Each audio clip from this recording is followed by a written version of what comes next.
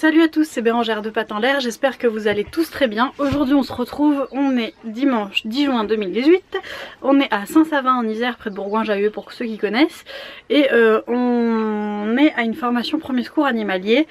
Je tenais à vous filmer cela parce que bon, moi ça fait plusieurs fois que je l'ai fait et tout ça. Mais pour moi, avoir une formation premier secours animalier, c'est essentiel quand on a un chien pour ma part. Pouvoir tout faire le jour où il arrive quelque chose à mes chiennes. Sinon je sais que je m'en voudrais toute ma vie tout simplement. Voilà, donc j'adore ce genre de formation et du coup je voulais vous la partager aujourd'hui. En fait elle a déjà commencé, je me suis rendu compte un petit peu tard que j'avais oublié de filmer. Mais on est juste à la pause du matin, donc tout va bien. En tout cas on est dans un petit club qui a l'air bien sympa. Le club canin des Terres Jolies. Du coup à Saint-Savin comme je vous le disais. Donc je vais vous montrer tout ça au fil de la journée. Sachez juste que c'est l'organisme qui s'appelle Humanimal qui fait ces formations. Je vous laisse les coordonnées en dessous. Vous pouvez les contacter de ma part, il n'y a aucun souci. Et que moi pour ma part je l'ai faite il y a 4 ans quand j'ai monté l'entreprise, parce que je me suis dit aussi qu'en pet sitting pour les pros c'était un truc essentiel à avoir, parce que bon, on prend nos responsabilités en tant que pro, on est assuré, mais c'est vrai que si on peut faire un geste qui peut sauver un animal, on va pas s'en priver. Donc je l'ai passé quand j'ai monté la boîte et après je l'ai refait pour entretenir la chose, parce que on a beau se dire qu'on s'entraînera, on fait pas comme on le voudrait. Et du coup je l'ai passé pour me le remettre en tête. Et David qui est le formateur est quelqu'un quand même d'assez renseigné et qui se renseigne toujours et qui apprend tout le temps. Et du coup chaque formation on repart avec un peu plus d'informations que la dernière fois. Donc je trouve que, je dirais que le bon rythme c'est une fois par an, parce que on se le remet en tête, on se remet les gestes en tête, on n'a pas complètement oublié mais on s'en souvient pas complètement non plus. Il y a des trucs qui nous avaient échappé qu'on apprend, donc voilà. Et comme vous voyez du coup on est venu avec le Mion. Avec le Mion, c'est notre maison, on balade notre maison sur notre tête, on est devenus des escargots. Donc je vous laisse avec les images de la journée et puis je vous reprendrai s'il y a besoin. Voilà, en tout cas les filles elles attendent dans le camion. Elles sont attachées mais sur plus de 2 mètres, juste pour pas que ça se fight avec Kira qui est à l'avant. Et Lana est potentiellement à risque pour les destructions. Et bon, vous inquiétez pas, vous me connaissez, elles sont promenées, il n'y a aucun souci. Mais et puis elles ont de l'eau, elles ont tout ce qu'il faut. Mais voilà, on joue la sécurité en sachant qu'on est sur le terrain, donc on vient les voir super souvent. Et que s'il y a moyen de moyenner, elles seront sorties avec les autres chiens. Voilà, à plus tard.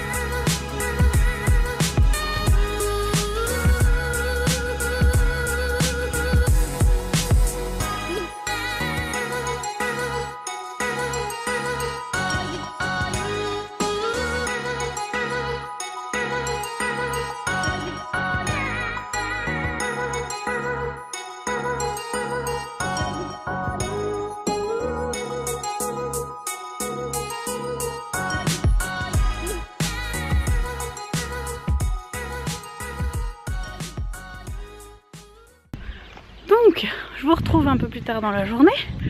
On crève de chaud clairement un petit peu, et en fait les seules qui sont bien c'est les filles. Elles sont dans le Mion à l'ombre. Les fenêtres du dessus du coup sont ouvertes pour leur faire de l'air. Et puis voilà quoi. Kira se met souvent devant comme ça. Dès qu'elle entend du bruit elle surveille. Ce que je voulais vous dire du coup c'est que comme je vous le disais ce matin, en fait là maintenant il est 4h30. Donc cette formation, si vous voulez la faire, elle est super complète, très fatigante. Faut prévoir de 8h du matin à 18h30, donc c'est super complet. Ça voit tout, de la simple bobologie à l'arrêt cardiaque. Et comme je vous le disais, je la trouve essentielle. Moi je m'en suis déjà servi plusieurs fois pour mes chiennes. Pour l'instant heureusement que sur du petit bobo. du bobo de bagarre notamment entre Kira et Bounty. Mais je m'en suis servi quoi, ça m'a évité de paniquer. Je voulais vous parler aussi du club canin où on est, le club des Terres Jolies, à Saint-Savin comme je vous le disais aussi tout à l'heure. C'est un club où je vais vous filmer la pancarte parce qu'elle vient de m'halluciner, où c'est marqué qu'aucune méthode coercitive n'est tolérée sur le terrain. C'est la première fois que je vois ça pour un club. Enfin, c'est... Voilà. Donc on n'a sûrement pas les mêmes idées à fond avec les personnes qui gèrent ce terrain, même si elles sont très sympas, tout le monde est très sympa. Sûrement qu'on travaille pas du tout pareil et tout ça, mais franchement on sent, voilà, le respect animal, bah voilà quoi. Je trouve moi que toute bonne démarche dans le sens du respect animal est bonne à prendre. J'ai de conseils à donner à personne et là je trouve...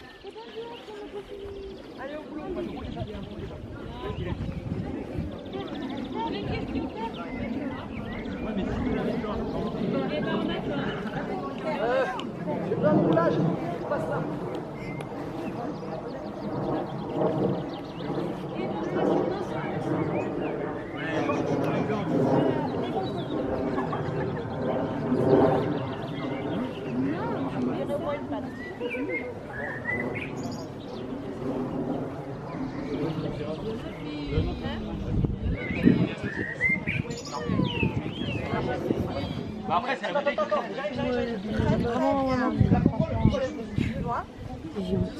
Pourtant, ça n'a pas été le cas tout... Enfin, elle a eu un moment... Tu vas comprendre pourquoi je suis aussi pas dans le sens. Ça, c'est pour ça, ça tourne. Ça, c'est matériel. Il y a des gens qui ont fait quoi dessus? Parce qu'il a été prouvé qu'ils ont une dose de sel.